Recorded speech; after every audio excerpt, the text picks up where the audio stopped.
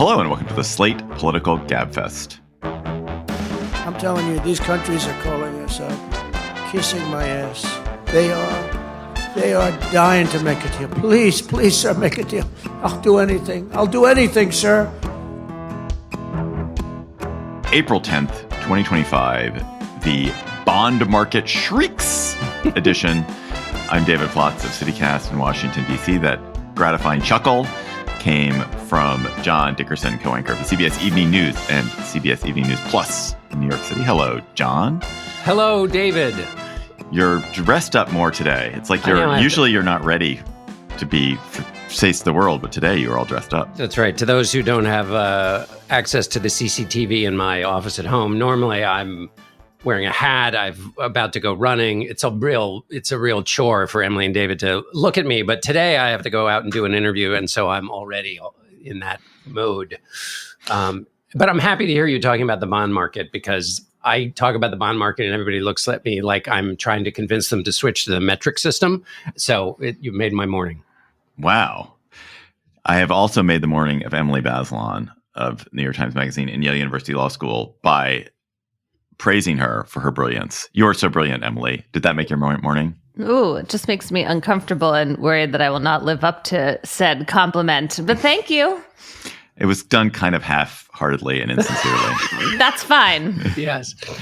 This week on the Gabfest, a global panic in financial markets causes President Trump to put many of his tariffs on hold, but also to double dare China with infinitely escalating tariffs. Then the Supreme Court's tepid, not entirely spineless response to Trump's ferocious attack on the civil liberties of immigrants and other things. Then will the Republican Party succeed in using election law chicanery to heist a state Supreme Court seat that they lost in North Carolina? Plus, we will have cocktail chatter. Every day, thousands of Comcast engineers and technologists, like Kunle, put people at the heart of everything they create. In the average household, there are dozens of connected devices. Here in the Comcast family, we're building an integrated in-home Wi-Fi solution for millions of families like my own. It brings people together in meaningful ways. Kunle and his team are building a Wi-Fi experience that connects 1 billion devices every year. Learn more about how Comcast is redefining the future of connectivity at comcastcorporation.com/Wi-Fi. The spirit of innovation is deeply ingrained in America, and Google is helping Americans innovate in ways both big and small.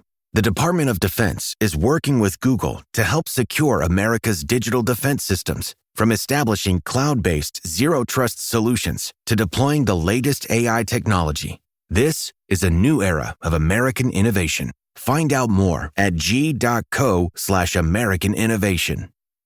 President Trump, as always playing a game of one-dimensional chess, put many tariffs on a 90-day pause on Wednesday following a panic in the financial markets, particularly a primal scream from the bond markets, where investors began to flee Treasury bills, the U.S. Treasury bills that have long been considered the stablest form of investment in a turbulent time. The suspension of some tariffs allayed some of the market anxiety and stocks rose, but the tariffs remain crazy, complicated, fickle, uncertain, and huge. There's 10% still on almost everyone. There's a bunch of tariffs on Mexico and Canada. There are forthcoming tariffs supposedly coming for the pharmaceutical industry. And the tariffs on China were not suspended. They're now at 125%, but they're probably, by the time you listen to this, they'll probably be at like 538%, given the pattern that we've seen, which is that Trump raises the tariff, the Chinese raise the counter tariff, Trump counter raise, and pretty soon everyone's all in. So, Emily, there are theories for why Trump is doing this, that he wants to reshore manufacturing, that he wants to create tax income that can reduce the deficit or pay for tax cuts for the rich. But the most persuasive theory to me about all the tariffs has been that he believes in them because he's a zero-sum thinker, and it's a way for him to display dominance, to be the main character, and to force everyone to respond to him and make a pilgrimage to negotiate. Did this retreat help him in his cause? He's playing it as though this was the plan the whole time, but it seems like an abject walk back. Yeah, I would say that seems right. I mean, if you're going to threaten, then you have to stick to your threat. However, the problem was just that the consequences were so dire. And it was so clearly setting off all these blinking red lights for the economy, for the possibility of a recession, for, a fall in the bond market, like you were talking about, that destabilizes American debt and, could even threaten like a real global financial crisis. And so I think he just got to the point where he couldn't take the pain. But then if that's the case, wielding the threat doesn't really accomplish what you would need it to do to get the supposed changes. And that's not even getting to the tension between the short and the long term goals that he's talking about, which are contradictory, right? There's like squeezing concessions out of countries now and then backing off versus this kind of longer term thinking that you're trying to change what America manufactures. You're trying to bring back our industrial base, or at least decrease the power of China in making things. And once you give up on some of this, you suggest to China that, you may well retreat on the others, not to mention that China dug in because it's an autocracy. It can handle some economic pain if it chooses to.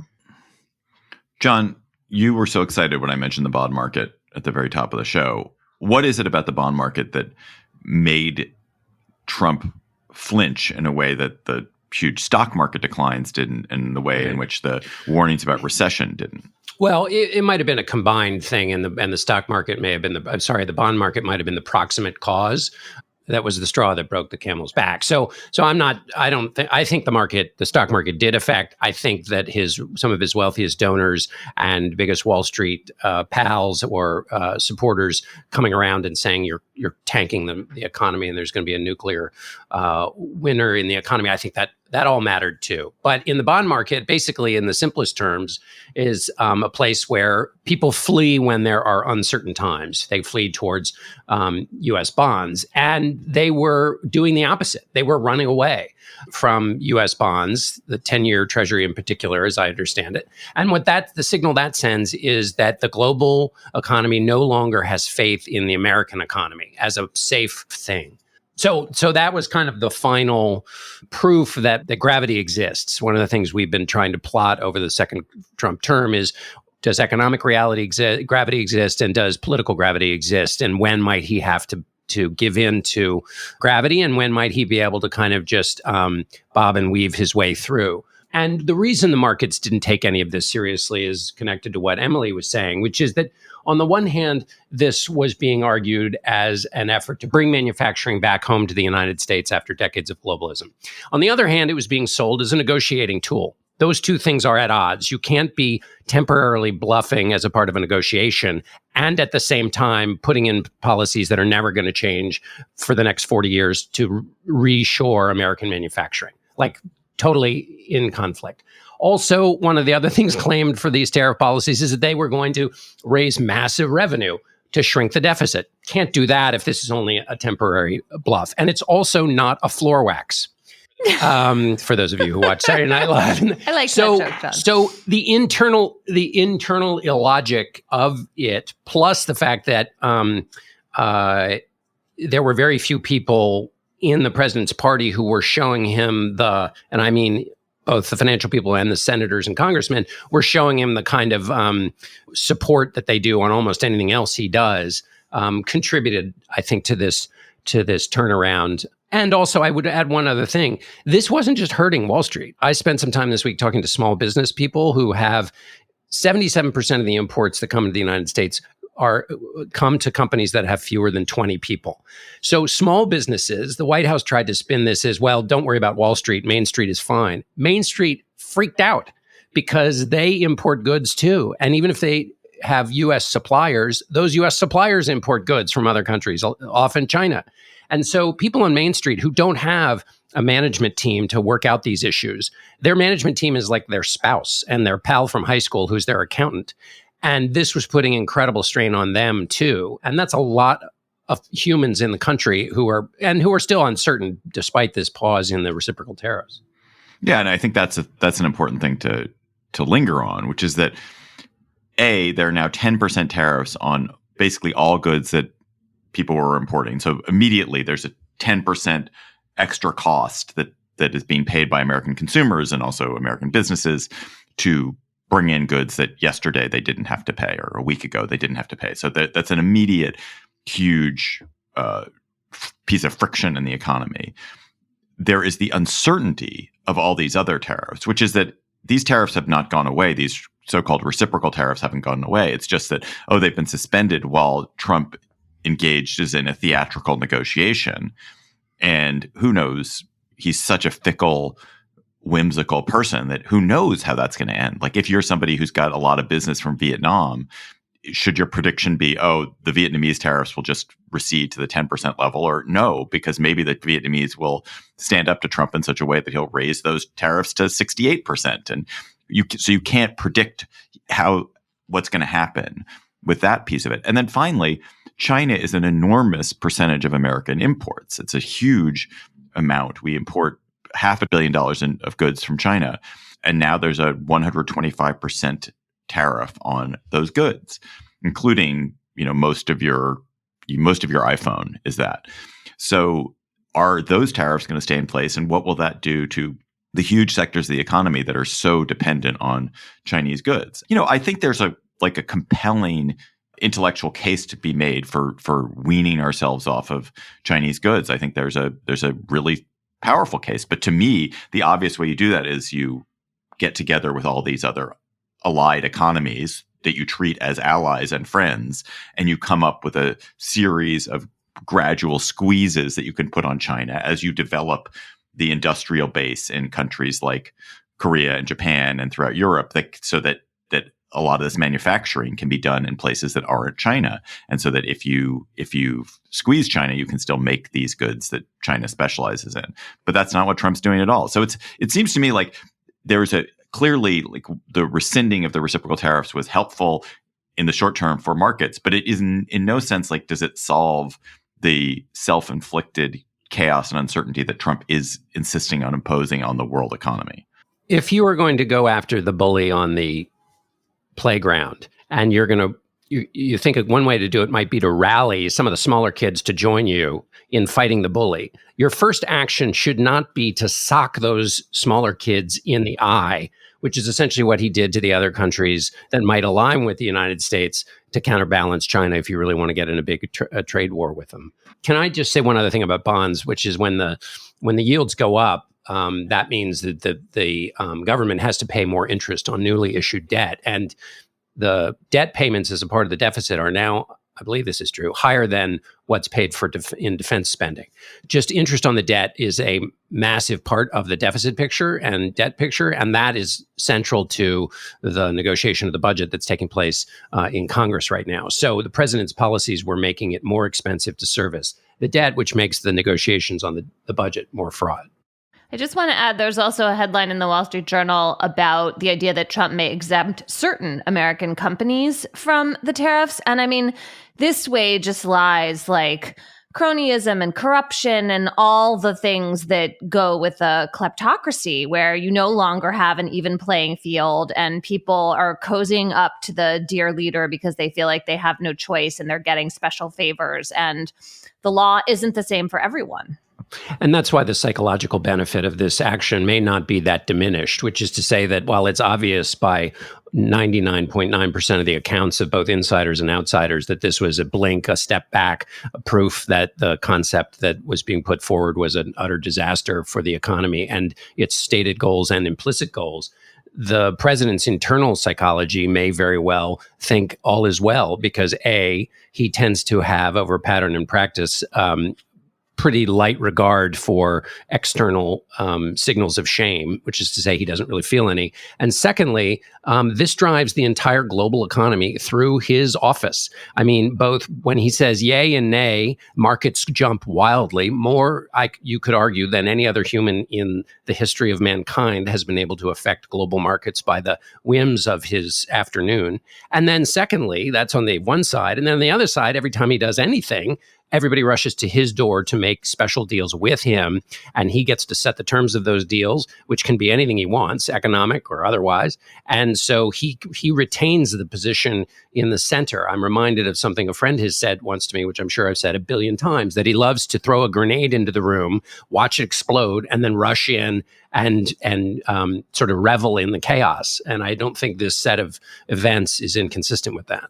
I mean, he certainly has the capacity to move financial markets. There's no doubt. But the thing that is not recognized at all, it seems to me, by the Trump people is the United States is a smaller and smaller part of the world economy. There's no law that says the dollar has to be the reserve currency. There's no law that says, countries have to primarily side with the U.S. in disputes with China or with Russia. There's no guarantee that Europe will do what we want, or that the Vietnamese will do what we want, or the Koreans will do what we want, because, historically America's had so much power. At some point, China is a bigger economy than the United States. And at some point, China is a more trustworthy partner than the United States. And Trump is benefiting from the generations of stability and the generations of reliance of people on the United States as this stabilizing force. But if he abandons it, then yes, for the moment, countries will come and negotiate. For the moment, they will come and pay obeisance to him. But in the long run, that is a really weakening position for the United States. I was talking to a French guy yesterday, and he was saying, he was just struck. He was just struck. Why are you laughing? It reminds me, remember when John Kerry said he'd been talking to foreign diplomats? And that reminded me of that. Sorry, carry on. It's so true. It's so true. Well, it is. I don't talk to French people a lot, but I was just talking to this French guy, and he was saying how just remarkable it was to be in this country where in just 2 months, people have gone from thinking of the United States as an ally and a trusted and a protector and a kind of partner to thinking of it as the enemy. To think of it literally as an enemy and to be not trusted. And that's shocking. I mean, this is France. We're not talking about some random backwater country. Can I just throw in a random thing that struck me, which is that Donald Trump said, sometimes the patient requires medicine before it gets well. And my cocktail chatter will return to this later. But it occurs to me that you could argue that he is responsible, or is at least in the top 5, is responsible for undermining the role that public health officials play in health. The idea that doctors know best. And by the way, doctors contributed to that in part during COVID too. So I don't want to take the blame off the institution, but it did strike me as puzzling that on the one hand, he's somebody who often said that doctors didn't know what they were talking about, and then relying on that as all that needed to be understood about why everybody should buy into these tariffs, because of the obvious fact that if a doctor says you need medicine, then of course you do, and even no matter how bad the reaction may be to it. Yeah, the medicine that's going to kill you. Emily, can we close on one final question, which is, well, A, are you happy to pay $10,000 for an iPhone? But B, what do you think the political consequences of this whole episode could be for Trump and also for Democrats? I mean, is this something that Democrats can score political points off of, or has Trump's readjustment just sort of stabilized us?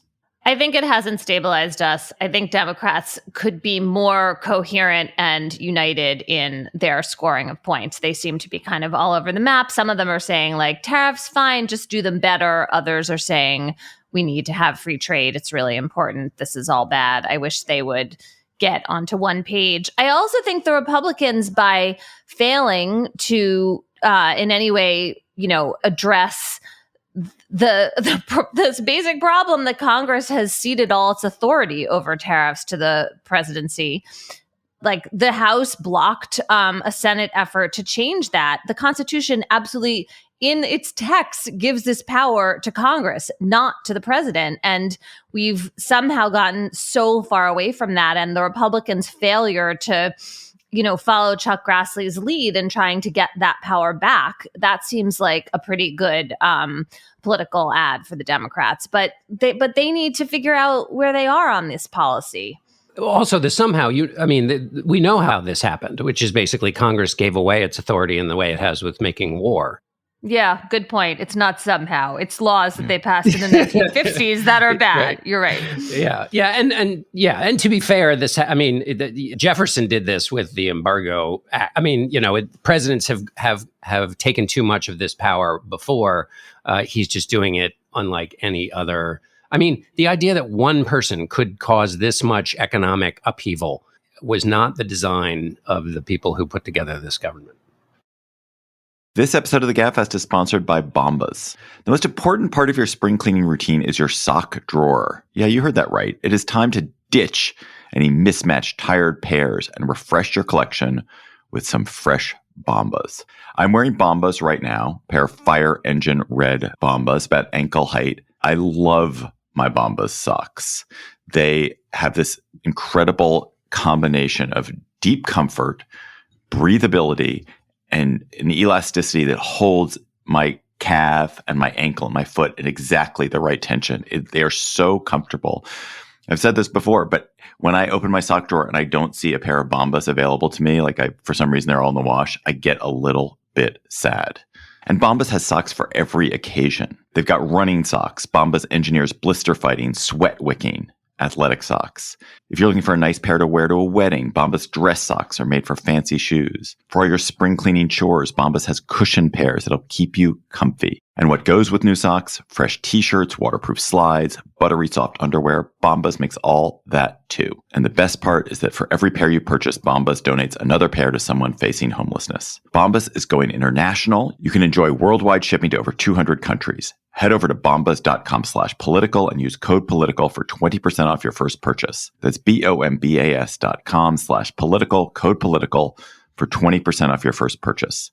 bombas.com/political, use code political. This episode of the Gabfest is sponsored by Found.com. When you're a small business owner, having your bookkeeping and taxes in order comes at a cost. It's not only a money cost, it's also a time cost. Hours and hours that you could have spent actually growing your business. But guess what? It doesn't have to be that way thanks to Found. Found is a banking platform that doesn't just consolidate your financial ecosystem. Found also automates manual activities like expense tracking and finding tax write-offs. Found makes staying on top of invoices and payments easy. Small businesses are loving Found. One Found user said, Found is going to save me so much headache. It makes everything so much easier. Expenses, income, profits, taxes, invoices even.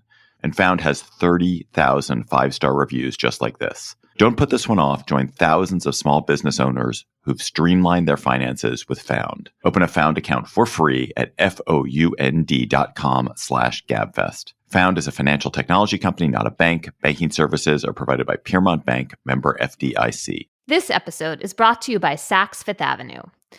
I really need new pajamas or a new nightgown, just some sleepwear that works better for me than the raggedy tank tops and old pajamas that I've been wearing. So I went on the Saks website and found a whole bunch of lovely things in nice light materials, silk, satin, cotton, all kinds of different two-piece sets that I could imagine happily wearing, lovely bathrobes.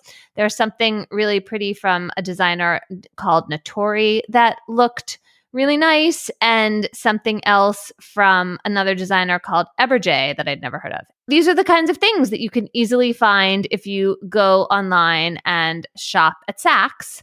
So if you're looking for a fun, effortless shopping experience and want to elevate your personal style, head to Saks. That's Saks.com for everyday inspiration. The Supreme Court has started weighing in on various cases involving Trump's aggressive and disturbing executive actions, and the court's response so far has been, maybe you could say measured, you could say deliberate, you could say weak.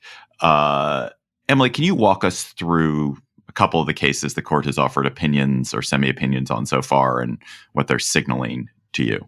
So these are all emergency orders. They are meant to kind of temporarily address these cases as they're going forward. There was one involving a suit to try to unfreeze funds from the Department of Education, and the court for now has left those funds frozen.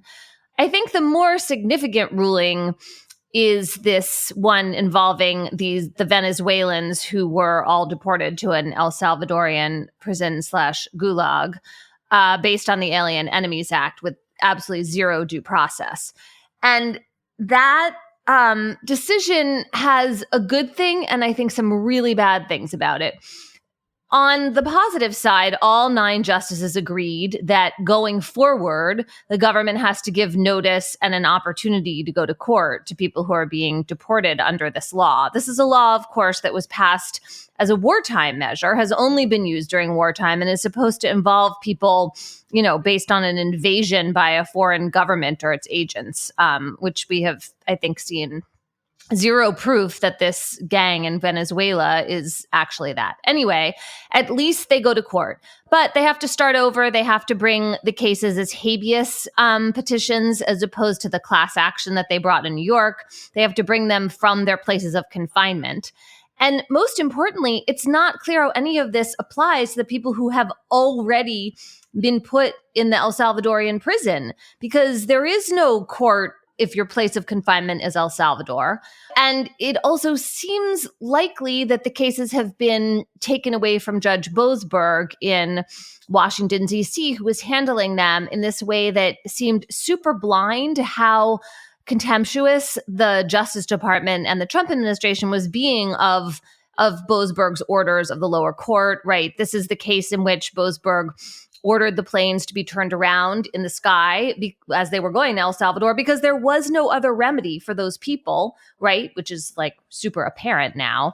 And the government just didn't do it and has refused to really answer any questions about it, citing the state secrets privilege, which allows it to keep things secret, but again, without what seems like a firm basis. So that all is troubling. Boasberg, I think correctly, has asked the parties to come back and so he's asked the lawyers for the prisoners in El Salvador to come back, and they will presumably try to argue that since their clients are in El Salvador, the place that they can sue is still Washington, D.C. So it'll be interesting to see if that case is allowed to go forward. And then there's this other horrible case involving, this man who was in Maryland, Abrego Garcia, who's also in the Gulag in El Salvador. He's the one where the government said that they deported him based on an administrative error, but they're not going to bring him back, and the courts have no power to make them or push them to bring him back. And that case, the Supreme Court has not addressed. And so this just leaves open this question of what is going to happen to all these people who already got snatched up and taken out of the United States. So with the cases of the people who are currently detained in the United States, the ones who have not yet been deported to the El Salvadoran prison, and they can now file claims, some in New York, some in Texas, habeas claims. How will those claims be resolved? Is there any reason to believe that the fact that they can file habeas claims will prevent them from actually being deported under these circumstances? This just gives them the right to sort of present evidence that they are not members of Tren de Aragua, I suppose. But I assume the government will just say, the evidence is secret, we can't tell you, you have to trust us, and we think these people need to be deported. And the courts will bow to the executive authority to protect the nation. Can I inject a question to add to that while you're answering, Emily, which is, wasn't the original question that Boasberg had with this action whether these people were being given the due process owed them in the first place? And so in that sense, didn't the court essentially affirm his original position, which was, okay, these guys might be bad, you got them all locked up, great, let's just take a beat and make sure you didn't do this unjustly? Yeah, the court absolutely said you deserve due process. You have to have notice. You have to be able to go to court. It just didn't say that that was true for the people who already didn't get it, which is like completely, really shocking and depressing. So yeah, David, I don't feel so pessimistic about these cases because I think this use of the Alien Enemies Act is really, really out there. And so far, both the judges in New York and Texas have stayed the deportations to hear these claims. And now they're going to, make their way through the courts through habeas. And that gives the courts a chance to address this. And eventually the Supreme Court's going to have to decide whether this is a permissible use of the Alien Enemies Act. I still am going to harbor some hope that they are going to say no, because Trendo, how can you say that this gang is like a foreign invasion? I just literally don't understand how the words are on the page are going to be made to come out with that result. But we'll see. And Cecilia Vega and her team at 60 Minutes found that of the 238 migrants sent to that Salvadoran mega prison, that the majority of them had no criminal record at all. Right. And some of them we know, like they just, this poor barber whose family's been talking a lot, who had tattoos, but they were absolutely not gang tattoos, who's like a gay man who knows what is happening to him. It's really upsetting to contemplate. It just seems really clear that some of these people who got snatched up are not like hardcore gang members. I think I come back to something we talked about last week, but the government has broad powers to not allow people to live in the United States who are not United States citizens. I recognize that. And the power to deport, it's a fundamental power of the government. The idea that these people exist in this limbo state, and this limbo state is truly a hell on earth of a prison that is from which they are incommunicado, from which they have no recourse. They're there for an indeterminate period of time. The president of El Salvador has himself said people will never leave it. That's a horror. I mean, the idea that the United and they are no longer in the United States, but they are somehow still subject to the United States. The United States is paying to house them there. But because they are physically not in the United States, there's no jurisdictional authority. It's not even like Guantanamo, which is U.S. territory, U.S. controlled. It's like they're in the hands of another foreign potentate who wants to do the bidding of the Trump administration. It's a form of torture and manipulation of the law that, if we allow it to continue, is just, it's grotesque. It's worse than anything we've ever done to prisoners in this country, as far as I can tell. Right. And it opens the door to the government being able to snatch up anybody, say, oops, I made a mistake, but they're already gone. And then there's no remedy. And like, that just cannot be. How can we end up in that place? Can we go to the Supreme Court? Why is it, do you think, as a Supreme Court watcher, as a Supreme Court student, why do you think the Supreme Court has been so measured here? I presume they do not want to lose a showdown. They don't want to provoke a showdown with the executive branch that they will lose. But why are they just not acting for justice? Yeah, well, remember there was a 5-4 split on this. Amy Coney Barrett, who is a Trump appointee, joined the three liberals to dissent. And there's a powerful dissent by Sonia Sotomayor that the three liberals joined and Barrett joined pieces of that, absolutely makes the arguments we're talking about, but they didn't have 5 votes. So why did Chief Justice Roberts go along with this? I mean, he would be the obvious kind of swing vote in this moment. Yeah, avoiding a showdown or avoiding this showdown, that might be, top of mind for him. Also, these are deeply conservative people, and they're not super sympathetic, probably, to these people who've been deported. Although, given how little we know about them, that is just itself like a kind of bewildering set of assumptions. It's also possible that this unanimity about people being subject to the Alien Enemies Act, having notice, having a right to go to court, that Roberts and other justices, but maybe particularly the Chief Justice, thought that was really important to have like a slam dunk. Everybody agrees about this principle going forward. We're going to do it in this particular way. And maybe he was willing to trade a lot for that. The other possibility is that when the court resolves this Abrego Garcia case, they're going to answer these questions about what the remedy is for the people already in El Salvador in a way that seems better or seems worse than what we know right now, because that's like the missing piece. And that might be why they didn't address this question. They just didn't answer it for the 270 plus people in addition to Abrego Garcia who are in El Salvador. I feel like there's a conservative position that could follow this way. It's this idea of constitutional character, which is you could want an extremely muscular executive. But if you're going to live outside the law, you have to be honest, which is to say, if an executive has all this power over tariffs and all this power over war and all this power over immigration, then the executive has an even greater duty to make sure that they don't send people who lack a criminal record, who aren't gang members. That you not only have all these powers, but you have an extra amount of responsibilities as an executive to make sure you don't trample these constitutional things.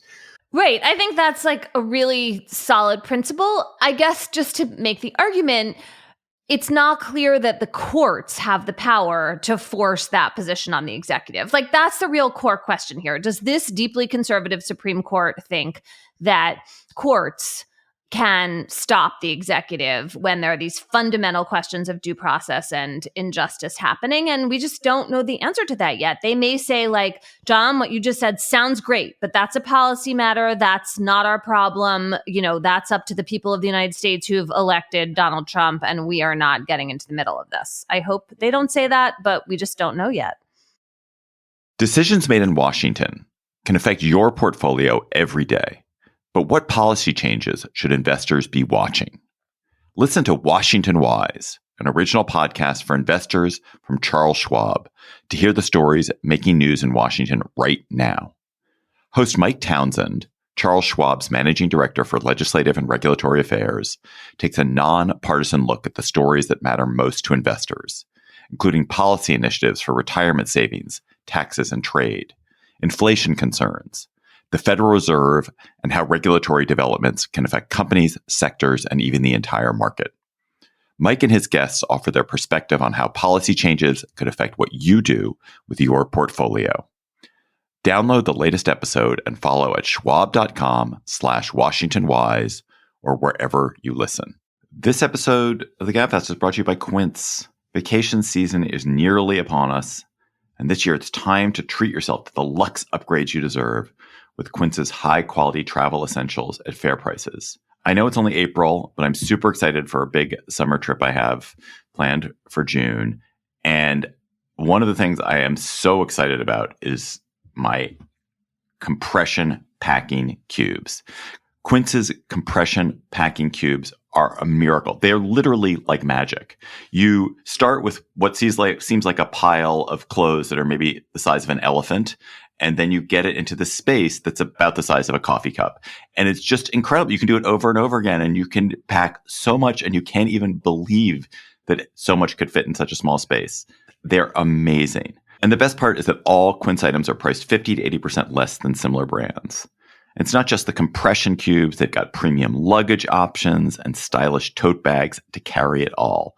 By partnering directly with top factories, Quince cuts out the cost of the middleman and passes the savings on to us.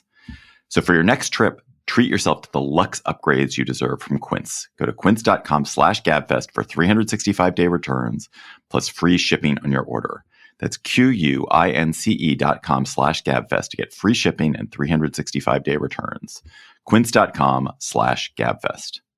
Justice Allison Riggs, a Democratic incumbent, won re-election to the North Carolina Supreme Court, another Supreme Court that has very contested elections. She won by 734 votes over Jefferson Griffin, a Republican. In conjunction with the state Republican Party, Griffin has challenged these results and the voting on extremely weak procedural grounds that we'll discuss, and has been asking courts, the Board of Elections, to force the state to have 65,000 voters from predominantly Democratic counties recertify their eligibility to vote, or else have their votes in that election thrown out. It is an after-the-fact effort to change the rules that is breathtaking. It's as close to election theft as you can get. There's no evidence that any of these folks voted illegally. They all voted because the state Board of Elections confirmed they had the right to vote. Griffin is arguing the board improperly allowed some of these people to register without key information. Although, again, no evidence that any of them were actually ineligible to vote. The Republican won a victory last week when the state appeals court ordered the 65,000 people to recertify their eligibility, in order that the state Supreme Court has temporarily put on hold. But it will only temporarily put it on hold. It's an extremely conservative supermajority that will presumably go ahead and start to order these 65,000 people to recertify their eligibility. And almost everyone who looks at this says, well, if you force them to do that in 14 days, which is or 15 days, the period they're going to be allowed to do it, there's simply no chance they're going to do it. And since these are predominantly Democratic voters, it sounds like Griffin will probably get the win and steal this seat. So, Emily, what are the claims? What are the claims that Griffin is making? Why are they such a really grotesque example of election theft? The claims he's making are that the eligibility of these 60,000 voters is in dispute, that their votes should be thrown out because they had incomplete voter registration records, like they don't have their driver's license or their Social Security complete on file.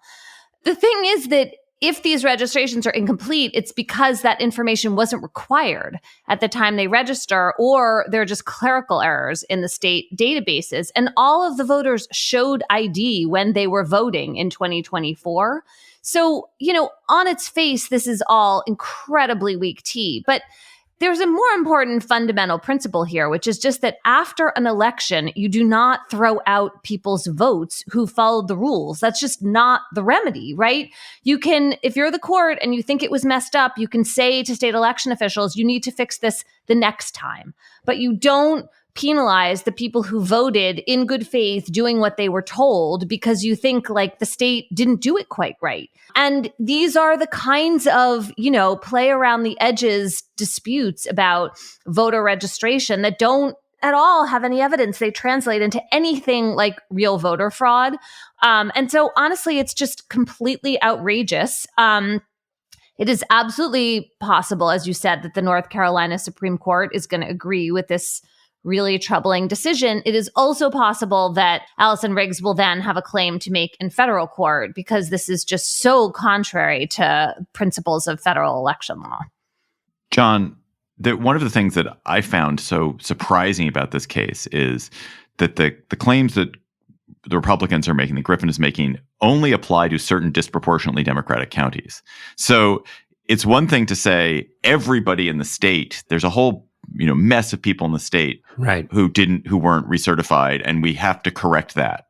But no, they've gone to and said like, okay, where are the disproportionately Democratic counties? Let's identify that and demand a remedy only for there. So if the Supreme Court, you can imagine a scenario where the state Supreme Court says, yes, we have to correct this, but we have to correct it for the whole state. That's the fair way to do it. Right. They're making a general claim, but only applying it in certain areas. It reminds me, it feels like a cousin of the Florida recount. Well, or the logic gap in the 2020 election, which was there was widespread fraud, even though all these Republican congressmen and senators were elected. The fraud only existed on the presidential ballot.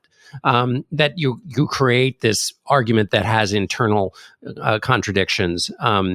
In this case, though, it feels like, so what's being tested by what you say, David, which is just a normal kind of logic check, is whether logic checks, one of the great things about the electoral system in the 2020 challenges is that Republicans and Democrats alike in the judicial process said that the claims raised by Donald Trump and his lawyers were bonkers and that they didn't pass the logic test, that there were Republicans who did it on election boards and also judges that had been appointed by Republican presidents. This is a proof of concept, it seems to me, for overturning elections after they've taken place that rely on partisan courts. First of all, partisan courts rather than voters. That's the first challenge, which is also what Donald Trump was trying to do in his 2020 effort. But it's a new test, which is if you're just a tiny bit more partisan, maybe you can win where Donald Trump failed. And if that works in North Carolina, you can take it on the road. If it doesn't work, all you've done as a Republican is you've muddied the water about the questions and claims of election fraud, because you can say, Donald Trump wasn't that crazy in what he was saying in 2020 because Democrats are saying there's election fraud in North Carolina. I mean, who's to say really in this troubling world of ours where all things are relative and life is a roll of the dice, So there's another way in which, as a national matter, this helps in the rhetorical battle between dealing with votes, which we're going to have with us for a pretty long while. I mean, also to bring back your point about the Florida recount, David, like this is what the Supreme Court said was the problem with the way the Florida Supreme Court was handling that election, right? They were only going to recount the ballots in part of the state. And there was this idea that like there's an equal protection claim from voters to be treated the same. That was the phrase I was trying to remember. Equal protection, yes. Yeah, which is was this weird one-time only use of equal protection, but the principle would apply here. So, Emily, two interlocked questions. One, how is it that the state Supreme Court is making decisions about an election involving the state Supreme Court, number one? And number two, how does this get into federal court? Like, how does it become a federal issue as opposed to a state issue? Yeah, so, I mean, the justices who are candidates in the election are not ruling on the outcome, but the other state Supreme Court justices have not recused themselves. So that's why they're the deciders, at least over state law. And then it's a great question about how Riggs could get to federal court. Richard Pildes, who's a law professor, who's an expert on election law, has written about this. And what he's emphasizing is that this Court of Appeals decision appears to violate just like these bedrock principles of federal due process in elections that govern the resolution of state as well as federal election disputes. And there's law on this from different federal appeals courts, as well as Bush versus Gore, that's relevant. And so I think that Riggs would argue to the federal court that this state Supreme Court decision is just so at odds with those federal decisions that she gets to start over again in federal court now that the state courts have had their say. And it did not seem to Rick Pildes that the majority in this North Carolina Court of Appeals decision really was properly addressing those federal cases and thinking through how they should apply. So, John, North Carolina is a state we hear lots of stories related to this, similar to this, lots of stories about power politics being used. So much electoral conflict, so much conflict at the state level, these all sorts of efforts, limiting voting, limiting the power of the Democratic governor to do things, limiting the authority of people appointed by the Democratic governor to do things. Why is that state in particular such a locus for all this state conflict? Oh God, this is a great question. I mean, to which I don't have as good an answer as the question was framed, which makes me sad. But I guess, I mean, in one way, one reason you have some of these issues is you had a Democratic governor and a strong Republican legislature. That's one thing. The other is that as a purple state, or at least it was considered purple when Barack Obama won it the first time, it's a hotbed of marginal gains. It used to have competitive Senate races. It now has two Republicans, but it used to have competitive Senate races for control of the Senate. So it has both national and local dynamics that make it so important. That's an insufficient answer to why it is. We return so often to North Carolina for these kinds of battles. It reminds me of what sort of the role I used to think that South Carolina would play, which was that South Carolina, even though it didn't have those same Republican Democratic dynamics, had a kind of roiling political fighting in that state that caused kind of nuttiness. That seems now to take place in North Carolina, where it has this two-party situation. I go back repeatedly, and I've mentioned this story probably more than I've mentioned anything on the Gabfest, more than John has mentioned Warren G. Harding on the Gabfest, which is in 2011, Jane Mayer of The New Yorker wrote a story for The New Yorker called State for Sale, October 2011, about a guy named Art Pope, who was a rich guy in North Carolina, very Republican, who realized state politics is cheap. And he started to spend money to win state legislative races and other local offices. He invested so that Republicans would win lots of races at the local level, and gradually became the fuel for an effort to take the state, which is pretty evenly divided if you look strictly at the presidential vote between people who vote Democrat and people who vote Republican, and make it a state which has a Republican supermajority, I think, in the legislature, and Republican supermajority on the state Supreme Court. And the investment that he made, I think at the time, Jane said it was maybe $20 million, allowed him to effectively take a state that was like a toss-up state at a state level and make it a Republican state. And $20 million is an incredibly cheap investment to do that. And it's such a pressing story. And you should go back and look at it. You realize like, oh, this is a strategy that the Republicans have been using so successfully to have electoral success. And what runs against it is the fact that lots of people in North Carolina are still Democrats. And so Democrats are still winning some of the races. In the governor's office in particular. This is the way in which it matches the country. It's a swing state without institutions that are flexible. So at least at the moment, you have Democrats own the governorship, and then you have the dominant Republican position in the legislature. And so you have the inflexibility of partisanship in that regard, but you have a lot of flexibility in a swingy state. And I'd also add the other component part of North Carolina that matches some of our clashes nationally is the racial makeup of the state is complex. So it feels like there are three possible outcomes to this case. Well, there are lots of possible outcomes, but three likely outcomes. One is the courts allow this 4-county or this democratic recertification process to continue in such a way that it obviously favors the Republican, and the Republican benefits and wins. That's option one. Option two is there's a federal court intervention that just prevents any form of this re-registration from happening. And the third option is that some court, either at a federal or state level, says, okay, we're going to do this re-registration, but it has to apply equally for equal protection reasons. It has to apply to everyone across the state. And that would also be a mess. So two of those three outcomes, I think, are manifestly wrong, like either forcing everyone to recertify or forcing the 65,000 people who have identified in the suit to recertify. Both of those seem wrong, although the one seems much more wrong than the other. Let's go to cocktail chatter. North Carolina has great cocktails. So if you were in North Carolina and having a cocktail, Emily Bazelon, what would you be chattering about? I mean, this is yet another week where no one is going to want to talk to me at a cocktail party, and I feel sheepish about that. But I've been worrying about the moment we're going to see President Trump turn the Justice Department on investigating or prosecuting particular people. And we crept in that direction yesterday. There's this new executive order that specifically targets Chris Krebs and Miles Taylor, who were both in the government during the first Trump administration. Krebs was the senior cybersecurity person who oversaw the 2020 election and said that Trump's claims that the election was rigged and, screwed up were wrong. And then Miles Taylor is the guy who anonymously wrote an op-ed for the New York Times in 2018 that criticized the Trump administration.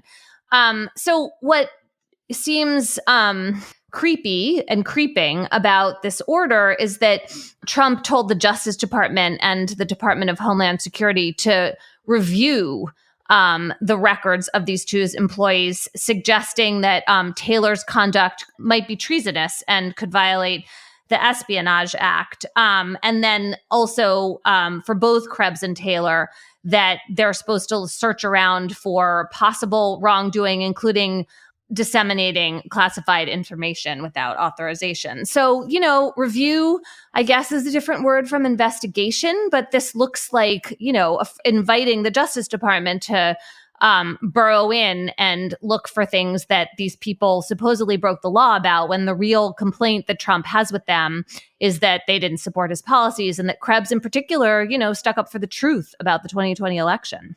This was going to be my chatter as well. The Republicans have said, why do you keep bringing up the fact that Donald Trump, the 2020 election? I mean, it's in the past.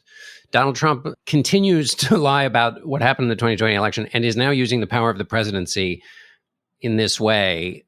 And think about just all Pam Bondi and Kristi Noem and the institutions they run should have bigger fish to fry than chasing after, particularly in Chris Krebs's case. And I should note that he works for CBS, somebody who did their job, and particularly Krebs's job was to make sure that an election which had been, by both Republican and Democratic agreement, attacked by foreign agents, was safe and secure. And he got raves from all the state secretaries of state, Republicans and Democrats and governors, for running or for making sure that the cyber threat to local elections was diminished, was lauded for that. And now he's going to have to spend money defending himself against these investigations.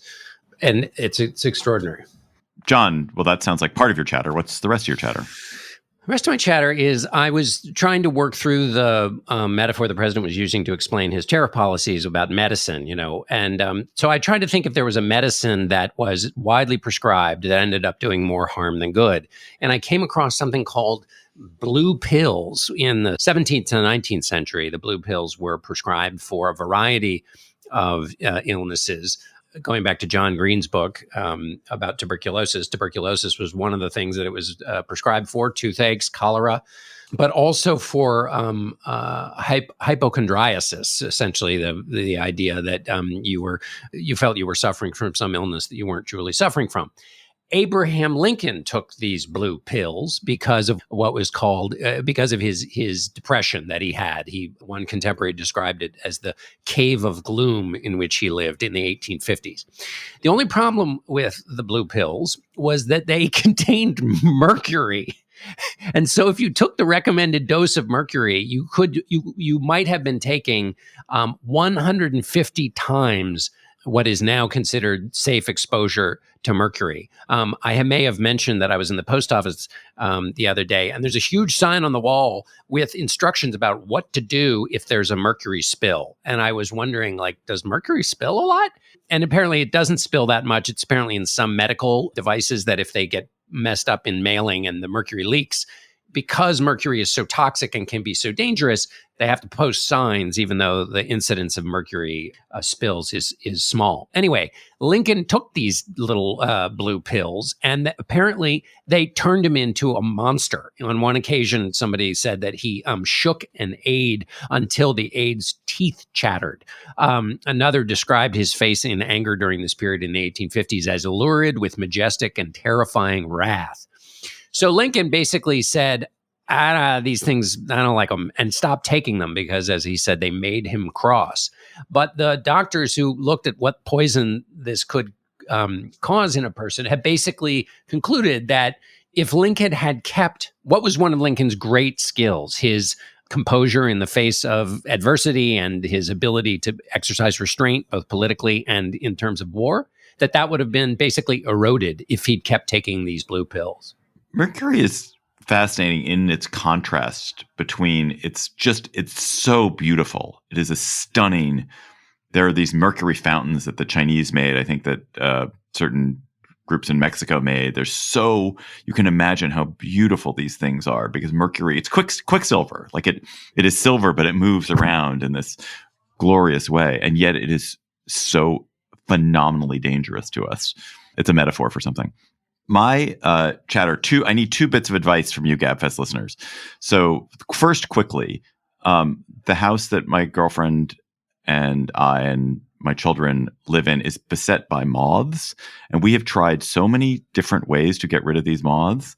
Are they pantry moths or clothing moths? Clothes moths. Oh. Clothes moths. And we've gotten rid of all kinds of fabrics, and we've dry cleaned everything and cleaned everything. And we have engage the services of parasitic wasps. So there's these parasitic wasps that kill moths, and yet we still are beset by moths. Some of the reading that my girlfriend has done suggests that they may be living on the horsehair and the plaster of the walls. Oh my God.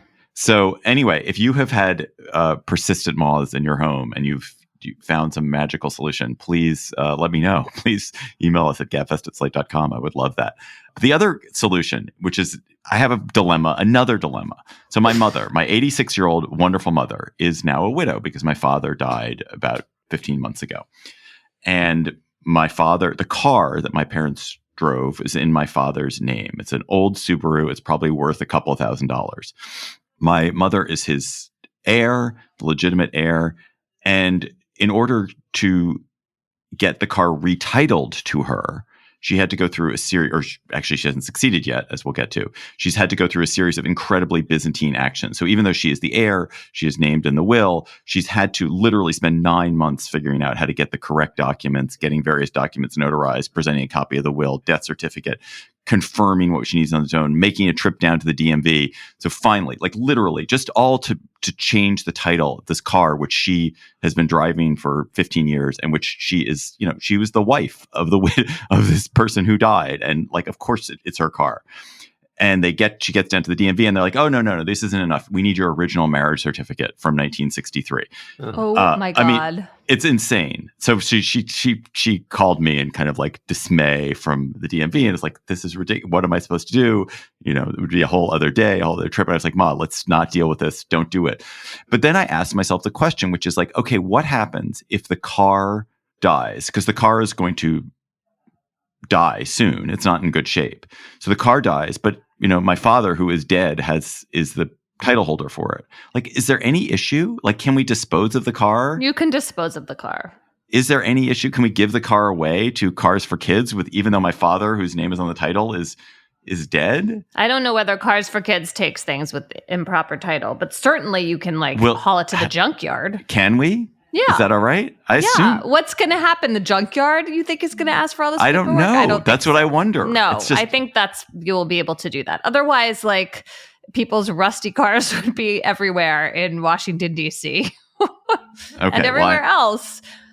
You'll have to ask Cars for Kids. Is that legal advice? That's legal advice? No, because I am not a real... My bar license is suspended. That is just like common sense advice. As someone who's been to many bars, I think this all sounds like a wise plan. I just want to make clear, my bar license, I retired from the bar because I don't use my bar license. Not that I got in trouble. I got suspended. Just to be clear. Or we can cut all of this. No, this is the best part of the show. All right, listeners, you've got chatter too. You have emailed us, chatter@gabfest@slate.com. Please send us more chatter@gabfest@slate.com. We could use a refresher of great new chatterers. And our listener chatter this week comes from Tim in Solana Beach, California. Hello, Political Gabfest. This is Tim in Solana Beach, California. My chatter is a follow-up to one of David's recent chatters. It's a story from the LA Times, not of white sharks being eaten, but rather coexisting fairly seamlessly with humans. The Shark Lab at Cal State Long Beach studies 5 to 9 foot long juvenile white sharks who use the beaches of Southern California as nurseries to grow, protected in shallow waters from larger predators like killer whales or other sharks. When these sharks become adults, they typically migrate further north where there are abundant seal populations. But as juveniles, they can frequently be seen in drone footage among surfers just outside of the shore break, minding their own business and helping to keep the stingray population down. That is all for our episode this week, but we have a bonus episode in your feed. We're going to talk about the work of art or culture, literature we're thinking about in this time of kind of chaos and tumult, and why we're thinking about it and what it is, what emotional state it is putting us into. That, however, is only for Slate Plus members who also get bonus episodes on other Slate podcasts. They get discounts to live shows. They never hit the paywall on the Slate site, so much more. So if you are a member, thank you. Enjoy it. If you're not a member, you can subscribe to Slate Plus directly from the Political Gabfest show page on Apple Podcasts and Spotify, or visit slate.com/Gabfest Plus to get access wherever you listen. That's all for our show today. The Gabfest is produced by Kevin Bendis today. Our researcher is Emily Ditto. Our theme music is by They Might Be Giants. Ben Richmond is Senior Director for Podcast Operations. For Emily Bazelon and John Dickerson, I'm David Plotz. Thanks for listening. We'll talk to you next week.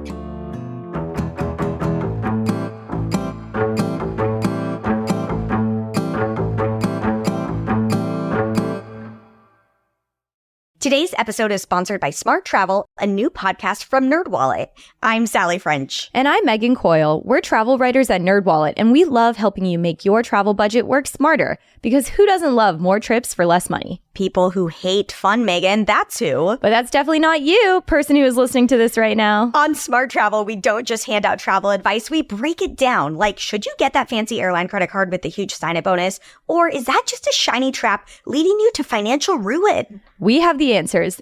The answer is, it depends, by the way. That's why we do the research for you. We crunch the numbers, dissect the fine print, and make sense of loyalty programs so you don't accidentally spend all your hard-earned points on a sad airport hotel booked amidst a canceled flight. Each week, we tackle real travel questions like, is travel insurance worth it? How do you spot a good flight deal before it's gone? And can you actually use those random miles your aunt gave you for Christmas? Also, I want that aunt. Look, we don't just sit here and talk about travel. We live it. I once turned a canceled flight into a free trip to Denver, $200 in United vouchers, and $45 in Starbucks gift cards. And you were so patient through it all. We've got practical tips, expert interviews, and plenty of hot takes. I'd call them hot takeoffs. To help you travel smarter, not harder. So whether you're planning your next getaway or just love staying ahead of the travel game, follow Smart Travel on your favorite podcast app. Your passport will thank you, and so will your wallet.